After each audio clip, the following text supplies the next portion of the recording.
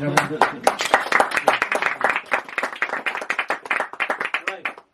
Midhurst, like Bertrand the Born, found themselves stumped in Dante's hell. I don't know why Midhurst is there, but Bertrand the Born was a famous troubadour, and he didn't write too many canzones. He did warlike poems. The beauty of seeing your enemy with a lance through him coming out the other side, and the only good enemy was a dead enemy, and stuff like that. Anyway, he's in the eighth circle of hell due to creating schisms, it says.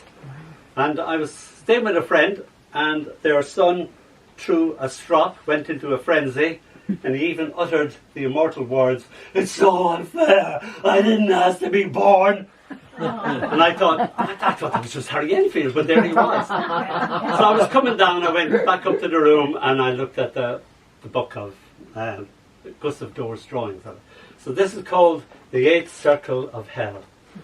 I never asked to be the born, but I guess that, yes, I am. He in Dante's hell, carrying his severed head, holding it up as a lantern with a piteous, "Oh, woe is me."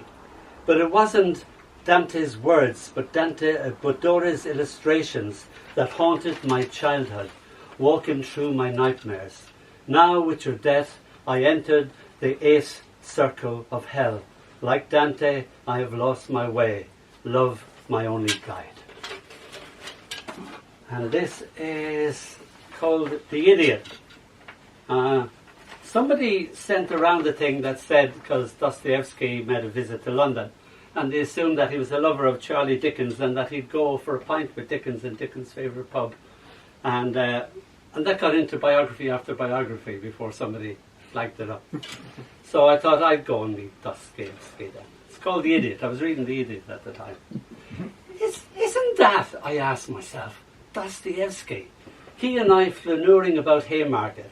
"Hey, Dusty, my main man, is that really you?" And yet it really was, the great man himself. It was early July 1862-ish, so he was startled to be hailed by a voice from a century not his own, and also that he could understand me and I him. I told him I had my time machine parked just around the corner that had a language decoder that came with it as an extra feature. "I didn't know you were in London," said he was just passing through. "Hey man, just been reading your Idiot, as it happens." "Oh, and no, you wouldn't know it because you haven't written it as yet." "Asked him to come for a drink in the Marquee. Might even bump into Charlie." "You mean Dickens?" "Uh-huh," I said. "He sometimes hangs out in there." Said I'd teach him how to drink a Guinness in 15 seconds flat. That convinced him.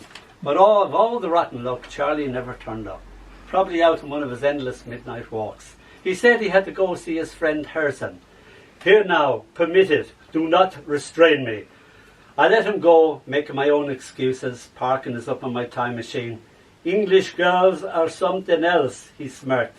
"Yeah," I answered, "I married one myself." I have me a keepsake of their faces. Then he vanished into the fog, a real peace super. Should have asked him to sign my copy of Crime and Punishment. But of course he hadn't wrote that one yet either. "Oh hell," I stuttered, "my time machine's got a parking ticket." Then it's the tiniest of little moments. This is my little girl. It's called Framing Thy Fearful Symmetry. It's the little things remain, shadows on your skin. Memory preserves it, makes it more precious despite its insignificance. The ephemeral made permanent, you all sunlight and shadow, making you a tiger, a stripy 5-year-old. Arr, your roar burning bright. I throw my little tiger up in the air, catch her years later. The sunlight now in teacher mode displays an equilateral triangle made of pure light. Hear her voice of then, still telling me now, "Look, an equatorial triangle." And so forever it is. The angle I see her from changes. The years come and go, and the equatorial triangle still burns brightly.